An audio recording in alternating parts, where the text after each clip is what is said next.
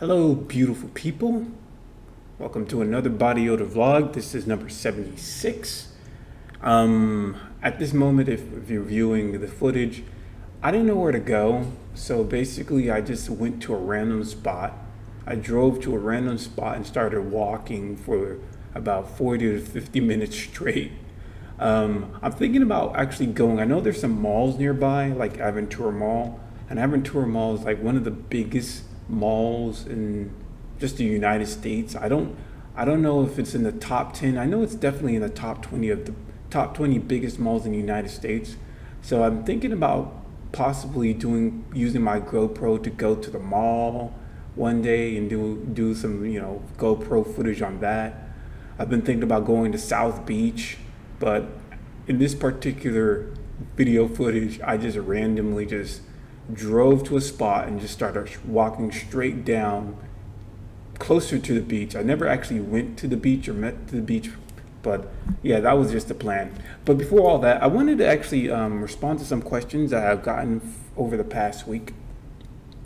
One of the questions I got was, did I find a resolution for TMAL? Basically saying, have I cured myself or found this method that can basically treat my TMAL? But the thing is, I don't know if I have TMAL. I don't know if I have TMAL. That's why I even named my channel the Body Odor Sufferers, because I can't pinpoint it on a specific disease. I've tested myself years ago and it came back negative, but at the same time, these TMAL tests are finicky. They just not as accurate. Doing like the urine tests, at least that's what I've been told. They're not as accurate as they should be. So maybe I do have TMAL, but if I don't, then still it makes sense why I would name my channel Body Odor Sufferers instead. Another thing people ask me, but going back to resolution, over the years I have found eating a whole foods plant-based diet has helped. It has reduced the odor. I'm not going to say it cured me, but it has definitely reduced the odor. If I had to tell you the top 5 foods that I commonly eat within my diet, I would say sweet potatoes, I would say green beans, I would say carrots, I would say lettuce, romaine lettuce. So that was 4. What would be the 5th one that I commonly eat? And cucumbers. Now, I don't only eat that, but I also eat rice.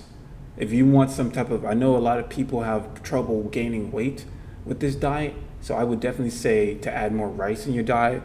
Brown rice or white rice is fine. I actually use jasmine rice, and I actually got it on sale this week, a 10-pound bag of jasmine rice for like $6.83, but I think it's probably totaled out to be like $7 or something like that. I bought it from Publix. In any case, another comment I got was, getting noticed. It was basically, the comment was talking about that there was this channel, and I think it was called SBSK, and the person was telling me that I should possibly try to contact these guys in order to bring more awareness to my channel. And I think this should be a topic in itself. This should be such a separate topic in itself. About getting my channel noticed or trying to bring about more viewers on my channel. I want to be honest and say it was never my intention to have a big channel. It was never my intention to get noticed. Now, I understand the logic why people want or believe that I should try to get noticed, because if I get noticed, that means there'll be more people watching. If there's more people watching, maybe there'll be somebody that would understand what's going on with us and therefore would improve our likelihood of getting some type of treatment or better analysis of what's happening with our bodies. But I think even if you do get noticed, most of the people that are going to notice you are not going to be medical professionals. They're just going to be regular people, and also there are going to be a lot of trolls. That's another reason why I never wanted to have high availability, because I can see this disease, this unknown condition is one of those types of diseases where people make fun of. People mock you for it. People mock you for it in public. They're definitely going to mock you for it, like in the virtual space. So if I do want to get some type of not appearance, if I do want to get some notice from people, I do want to get some type of notice from actual medical professionals that might have some clue what's going on. So the SPSK is I think it was pretty much a channel for children who have these rare conditions. And I'm a grown ass man, by the way, if you didn't know. So I don't think that channel is good for me. But I have been thinking about trying to reach out to medical professionals. I've been thinking about it off and on for some time. I know I just recently did a interview. That's another thing I never talked about. Recently did an interview with Katrina, which is interview number 35. And in one of the comments, somebody mentioned some person who has a website called a body odor doctor or something like that. I think interviewing people who are focused on body odor or focused on the digestive system, like a gastroenterologist, or focused on things like that would be beneficial to the channel. I remember watching this video from it was some doctor within Australia. She was a woman. She was talking about the psychological impacts of having TMAL. I think it would be cool if I get like those types of people who already made videos, some videos of doing like slideshows highlighting the psychological impacts or highlighting what's the best method to treat your TMAL stuff. Yeah, I'm just like climbing over. I'm just climbing over like just random grass and just walking just for like 40 minutes straight. So this is not really. It's a very loud vlog because there's so many cars. I mean, but going back to what I was going to say about the getting noticed thing. If I'm going to get noticed, I want to be noticed by people who might have an understanding of what's going on, not by just random people on YouTube. You know what I'm saying? And one more comment that someone asked me that I wanted to address was, would coding be going to a coding boot camp be sufficient to getting a job as a front-end developer? At this moment, I'm a web developer, and I personally feel if there's anybody who's stuck at home or they're afraid that they might have this for the rest of their lives and they're trying to figure out a game plan or a situation in which they can still have a career, still make a living wage, but at the same time not have to be around people, I would actually recommend getting a job in IT or getting a job as a web developer.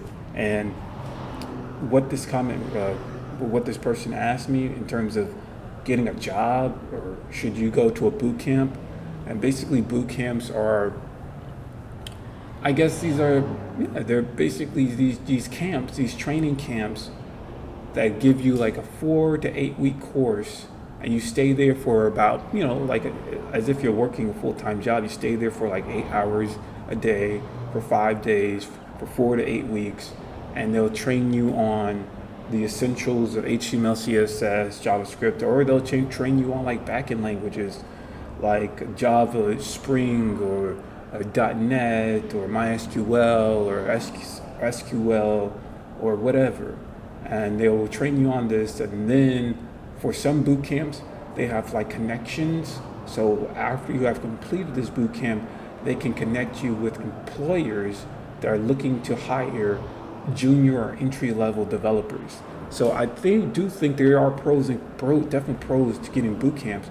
The biggest con to getting a boot camp is they're really expensive, especially the high-quality ones, the ones that have a lot of connections to companies. Those types of boot camps cost like tens of thousands of dollars. And I think like the average costs like a couple $1,000s. I don't think I've ever seen one that only costs a couple hundred. They might exist, but I'm pretty sure those are the ones that really are not that great or they're not going to get you as many connections or get you into a job as quick as possible. So I think I'm not an expert at this stuff, but I would say that if you feel like you are okay with spending a couple of $1,000s or tens of thousands of dollars to land in a coding boot camp, and you really feel that there is going to be a high success rate that once you complete this boot camp, you're going to be able to get a job in less than a month, then go for it. For me, I never went to a coding boot camp. I already thought to myself, I have too much debt for student loans already. I have some debt with like not college, hospital bills and shit. I'm not gonna get into any more debt. So I was like, fuck that shit. I really thought about it, but I'm like, I don't want to do that, right? At this moment, I'm trying to, if you're looking at the footage, I'm actually trying to cross the street. So that's why I'm sort of looking back and forth to see if the cars are slow up, or I have the ability to run across the street. I'm eventually going to go across the street, but yeah. I hate actually just walking walking in the direction where the traffic is flowing, because I don't know, I always feel like in the back of my head that one of these cars are going to hit me or some shit like that. But in any case, let's go to the main topic. The main thing that happened to me this week. The main thing that happened to me this week was on a Wednesday. I resigned from my job, man. I resigned from my job, and I was actually nervous, to be honest. I was really nervous because okay, on Tuesday, if anybody listened to the previous vlog I made, for the last 2 to 3 weeks, maybe even a month, I've been applying to jobs like crazy. I've been applying to jobs on Indeed.com and LinkedIn, and I think I've actually applied to maybe 49 different jobs, and I constantly got a surge of recruiters contacting me, and it would really be hard to really concentrate because I'm working a full-time job, and then they will call me at like 8 or 9 in the morning, 11 in the morning, in the afternoon, and I would try to make time to speak to each and every one of them, but it was very difficult. And after each interview or after each discussion I had with a recruiter, a couple of days later, they will respond back and tell me, hey, we really like you, or the hiring manager is interested in you. You have to do a coding assessment. So then I would have to do like a coding assessment after work, which would take maybe an hour to an hour and 30 minutes. And that would be annoying. So I would have to do that for the last 2 to 3 weeks. And then I finally got like 2 actual interviews where I was talking to the employees or to the employers, or I guess the hiring manager. And last week I talked about having an interview with Ameriprise and this other company called Intertech Alchemy. So on this Tuesday, I had to speak with the Intertech Alchemy guys, and it was only like a 10-minute conversation. And basically, they were clear. They're like, hey, we really like you. We think you're really good, and we want you to join our team. And once I heard that, I was ecstatic. I'm like, yes, I don't have to go to this pussy ass job anymore. So I was just really ecstatic. I had to have this conversation with them on my lunch break, and after ending the conversation with them, I didn't know what to do. I was like, okay, I guess I go back to work. But even though I went back to work, I was just thinking throughout the whole time, okay, hopefully the audio comes back. Yeah, I was thinking throughout the whole time that I don't even feel like I should be working right now. You know what I'm saying? I don't think I should even be working because, like, I got a job. So now I got to figure out how to and here's the thing too. I sort of felt guilty. Well, let me continue to talk about this. So after I got the acknowledgement from the hiring manager from the other company that they want me aboard, I couldn't concentrate on work at all. I still had tons of work I had to do, and I couldn't concentrate at all. So I still tried to work, but throughout the whole day, I'm thinking to myself, oh, the reason why I put this camera down is because there's actually iguanas that were making a lot of noise. It's hard to see within the camera, but there's like tons of iguanas, maybe like a couple of iguanas that were on the left side of me, and they were making all these rustling noises and stuff, and that's why I panned the camera down. But in any case, what I was trying to say was, yeah, I couldn't stay focused at all because I'm just thinking to myself, oh my God, I don't have to work here anymore. Oh my God, right? Like think about, because you gotta see it from my perspective. So I've been at this job for almost a year, and I think I started on October 11th, October 10th or October 11th. No, I think it was October 9th of 2020, so last year. And technically September 9th would be working there. I would officially be working there for 12 months straight. So that's coming up. But I almost worked here for almost a year. And throughout the experience I had, I would say like it was just so, it was so unorganized. It was so unorganized.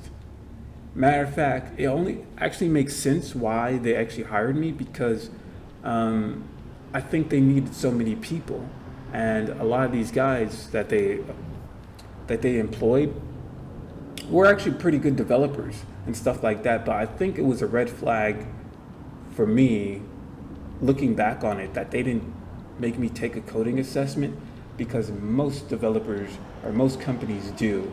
So I think that any type of company that doesn't allow you, that doesn't force you to take any type of coding assessment, I think they're actually in desperation mode, and it clearly tells, especially within my experience. But yeah, I think majority of the time working there, it was very stressful because every day, since I cannot detect my odor, I don't know how people are going to respond. So much to the point, like, every day when I walk into the elevator or I have to be in an elevator with other people, I don't know how they're going to react to me, and it always just stresses me out. And sometimes, some days I have some days, I don't want to say I have good days or bad days. I would say I have unknown days, and then I have bad days. There's days where I don't know, or I didn't see that many reactions, so some might say that it was a good day, but then there might be something someone might say, or some type of body language or facial expression someone might do that might make me question whether or not I smell bad. And living that type of life where I'm questioning everything, I don't know if that was indicating that I smell terrible. It's just annoying. It's really annoying. Matter of fact, I forgot to tell you that the job I'm getting into is actually a remote job. So that's the reason why I'm highlighting the fact that going into talking about like the experiences of being on site or being within a company and working around people is really annoying, because the new job you're getting into is remote, meaning I don't have to go or visit, be on site, be in a building, have to go up in an elevator where I'm sandwiched in between two people, and then like while I leave the elevator, I overhear them say, "This guy stinks." I don't have to deal with that anymore. So that's just great. That's actually the biggest thing about it. The biggest thing about this new opportunity is the remote aspect, because now I think this is going to be the future. I definitely think this is going to be the future within many companies, that they're just going to allow their people to work remotely, because it's so annoying to only choose people within their certain city.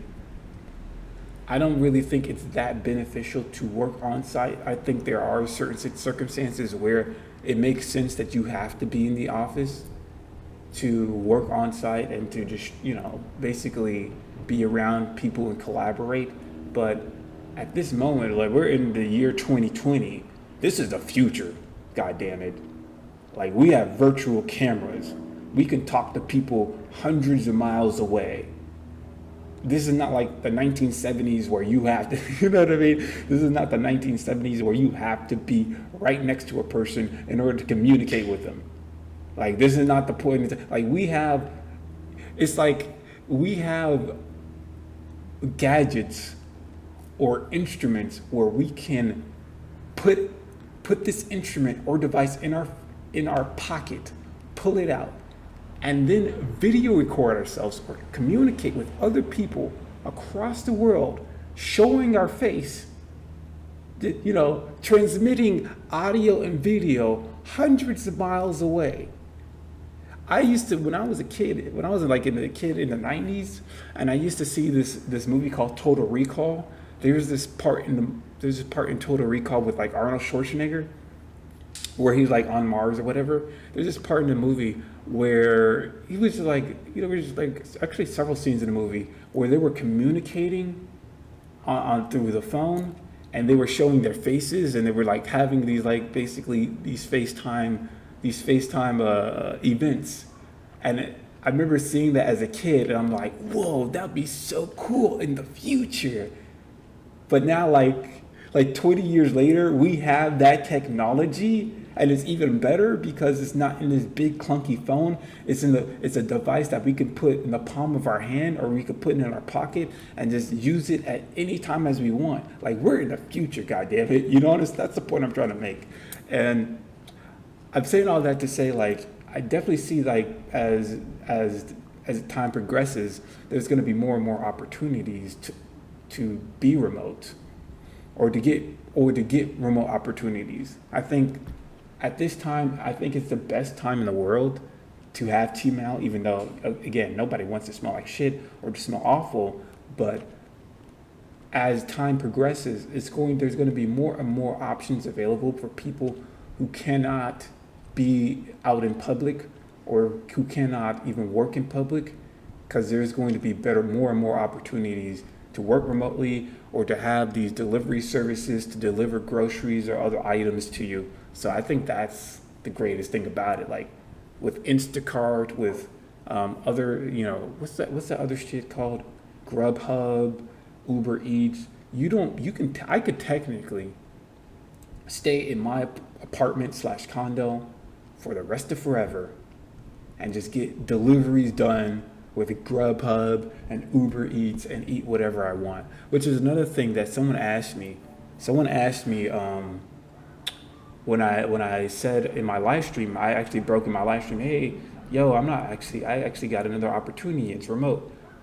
One of the comments asked me was, oh, so are you going to go back to eating whatever you want? And here's the thing about that. The day I leave my job, I'm telling you, I'm going to eat so much junk food to the point I know I'm going to gain like 30 pounds of fat all on my stomach. I'm going to gain so much pounds of fat. I'm going to eat so much chocolate. I'm going to eat so much ice cream.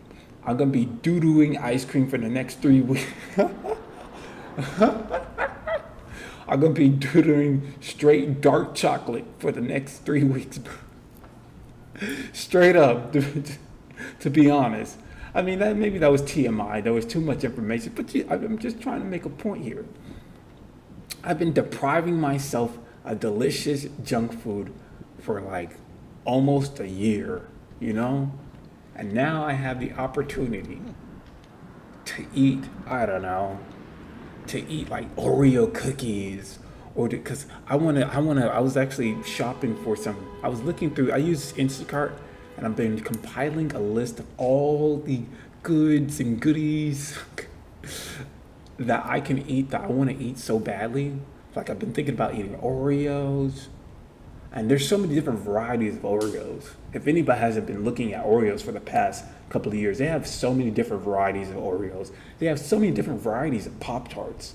Like I just found out there's this Pop Tart called Red Velvet Cake. I had velvet cake before. It tastes pretty good. I have never ate a red velvet cake Pop Tart, so I'm really curious to see how that tastes like. I've been compiling a list of just so many chips I'm trying to eat. I'm definitely gonna get some salt and vinegar chips. Salt and vinegar chips are my favorite chips of all time. They're my favorite chips of all time. I mean, it's in between. I don't know. I like cheese puffs too. I like Cheetos cheese puffs, and that's in my top 5 favorite chips of all time. Cheetos cheese puffs, and I also like these Cheetos where it's like cheddar and jalapeno. If anybody ever, it's sort of rare to find, but there's these like Cheetos where it's not the hot fries Cheetos where they're like red. It's a Cheetos where it's like cheddar and jalapeno. I remember eating them when I used to be a security guard and working night shifts. I would get like these Cheeto jalapeno chips, and I would get like a big ass like Fanta. I would get like a grape soda, and I would eat the shit out of those. Those things taste really good. I can't lie. But I've been compiling a list of all the snacks and treats. I know I'm gonna get like at least like 3 cartons of ice cream. Mint chocolate chip is also my favorite ice cream of all time. Mint chocolate chip or just like dark chocolate. Or I also like those like, has anyone ever ate Moose Track ice creams? So it's like it has vanilla but has bits of chocolate, and then it has like these Reese's peanut butter cups in them. Those shits taste good. I might also get that. I mean, also like, old school vanilla ice cream. That tastes pretty good too. But the point I was trying to make was, I'm compiling a list of all this junk food. And I know like on that Friday, because I said I was going to have a 2 weeks, I gave them my 2 weeks notice, and my last day was going to be on a Friday. I don't even think I'm going to show up on a Friday, to be honest, on that September 10th. But I know I'm going to buy a big ass pizza, bro. A big ass, just oily, cheesy, greasy pizza. I don't know if you know what I mean? And I'm going to buy so many breadsticks. I think the breadsticks for Pizza Hut are just off the chain. The breadsticks are just, I think that's the best thing about Pizza Hut, the breadsticks. I know they also sell buffalo wings too.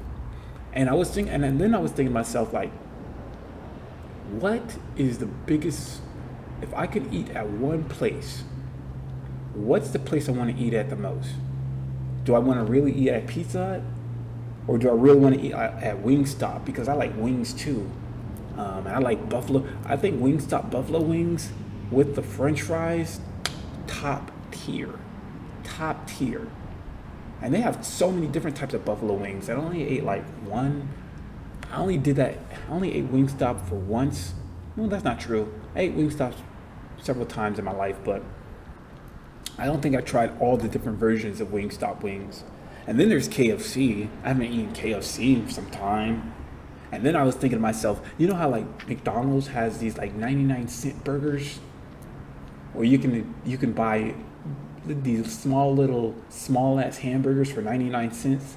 I was thinking about like buying like 20 of those shits. And just eating all these small ass burgers from McDonald's. I don't know what I'm gonna do. I might do all that in combination. I might like one day eat Pizza Hut, and then the next day order from KFC, and then the next day I definitely want to. This is probably going to be a vlog where I'm just talking about just eating food, because that's like the biggest thing. That's the biggest thing about this whole situation.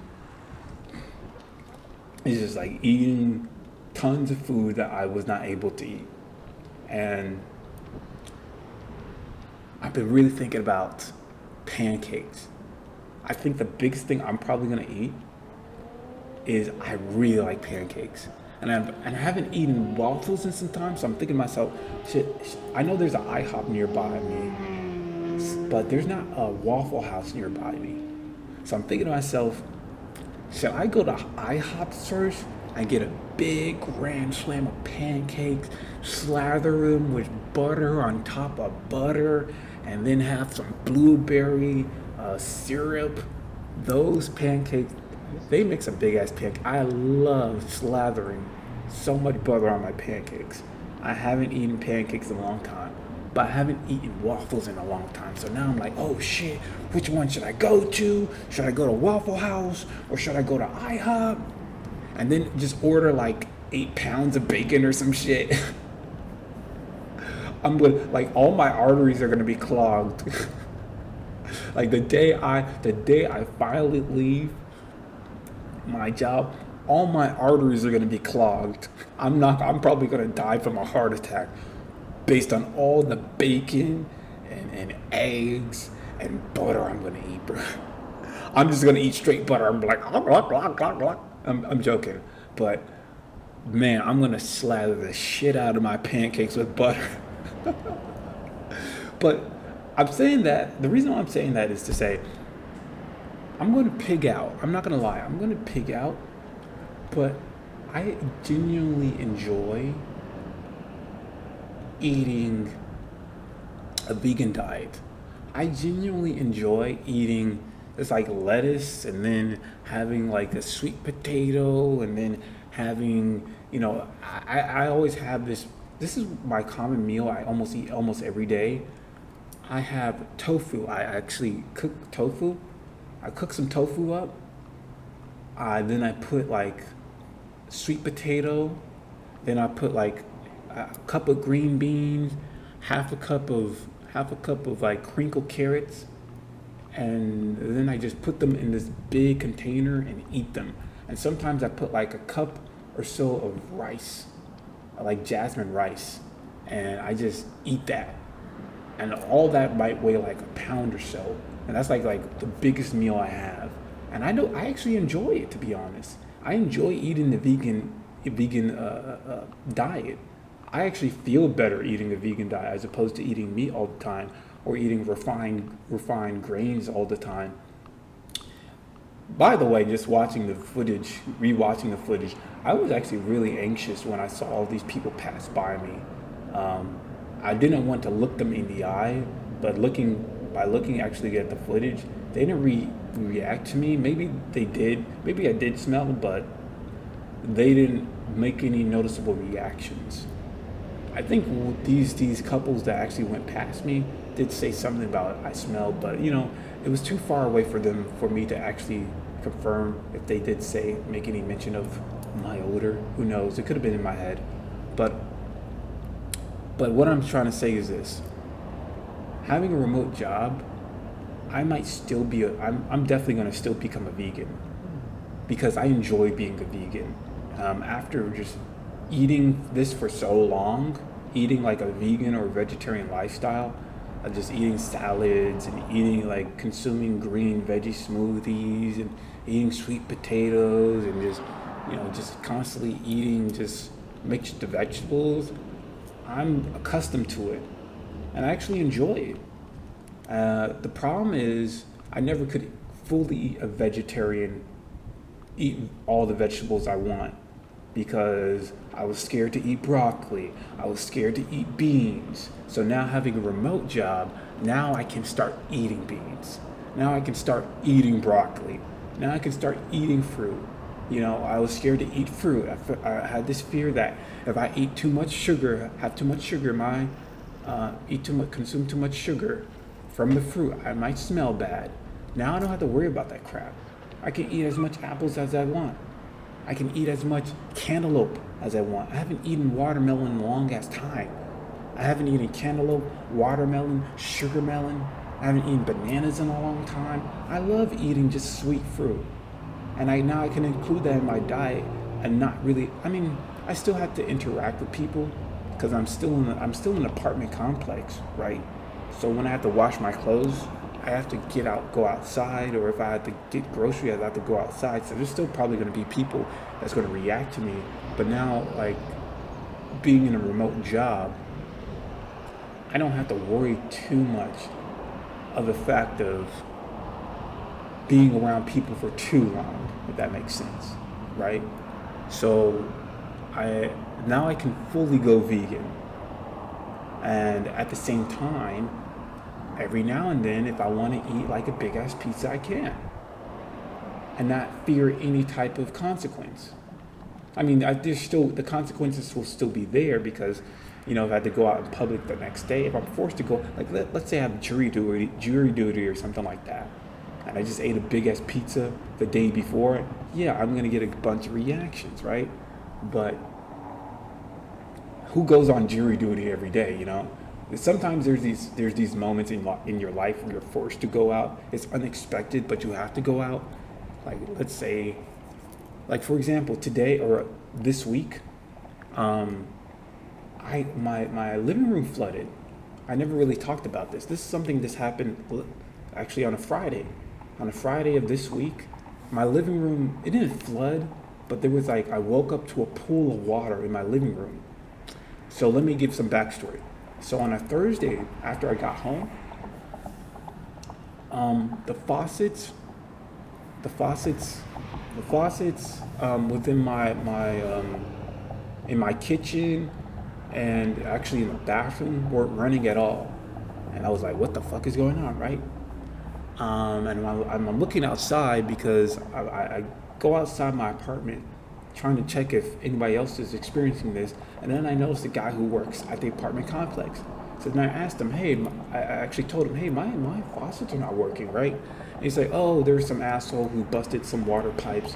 So in an hour or so, they're gonna fix them and turn them back on or something like that. So I'm like, okay, cool. So an hour or so later passes, and then the faucets start to run, which is great, right? But maybe a couple of minutes later, I start to hear raining sounds. It sounded like it was raining, like something, like water was falling down, like a stream of water was falling down, as if it was raining. And it was weird because I didn't hear it outside. I heard it inside. And as I continue to walk around my apartment or my condo, I noticed the sound of streaming water was happening inside the walls of my condo, right? And then my ass was like, what the fuck? What the hell is going on? And I was really scared to actually even wash my hands in the faucet because I felt like it was going to hit some electric wire, and this electric wire is going to start, once I touch water, it's going to electrocute my ass or something. I was scared to touch water within the faucets if I had to wash my hands. But nothing, I didn't get electrocuted, so that's good, right? But as I woke up the next day on a Friday, I woke up to a pool of water in my apartment. There was a pool of water all the way in the back of my apartment, and there was a pool of water within the kitchen area. And I'm like, holy shit. So I decided not to go to work, and I told him the situation, told the project manager the situation, and apparently I called the management office, told them about the experience. I didn't think they were going to do anything because I think the management office to this apartment complex sucks. But surprisingly, they got the cleaning lady to come into my condo and clean up the water. I was shocked. They actually didn't sit on their asses, and they actually did something. But the point I'm trying to make is, there might be just unexpected situations like that happening. So once I eat something really bad, and then this unexpected situation happens where I have to be around people, that's going to be really bad, right? So I think I'm going to still become a vegan, but maybe every 2 to 3 weeks. Every 2 to 3 weeks, I'm going to, just eat whatever the fuck I want without any care in the world. And I think that's the life a lot of us should have. Like, we should be able to eat. Maybe we should try to control our diets and stuff like that. But every now and then, you should be able to eat a big ass burger. If you want to eat a big ass burger, eat a slab of ribs. If you want to eat some ribs, I think that's ideal. But man, it was just funny. It was just so funny. The day of, so I got the offer on a Tuesday of this week, and then on a Wednesday, I had to break it to him, and for some reason, I felt so guilty. I felt so guilty about breaking the news that I'm going to a different place, and I think the reason why I felt guilty is because I know for the last couple of months, the productivity in the company has been going in a downward spiral. Like, for example, there's so many people, a couple of people got laid off. The marketing guy, fuck that guy. And then there was a financial guy who got laid off. And then after that, there was a sales manager who just left. I don't know, he just disappeared. I don't know if he got laid off or he just quit. And then, like, another developer quit like a week ago, or I guess 2 weeks ago, technically a week or 2 weeks ago. So then, on a Wednesday, I put in my 2 weeks notice, and now it's constantly becoming this pattern of people just leaving. Though they hire 2 new people, more and more people are leaving, and I didn't want to leave on a foot where everybody's leaving, and this is going to hurt the company, because part of me cares about the success of the company, because when you put so much time into it, you're sort of emotionally attached. Like, especially if you're creating something, you're part of some type of creation process, you feel that you have some emotional attachment, especially if some of your creative, how can I explain it? Some of your creative input is within the final product. You feel like it's a part of you and you want it to succeed.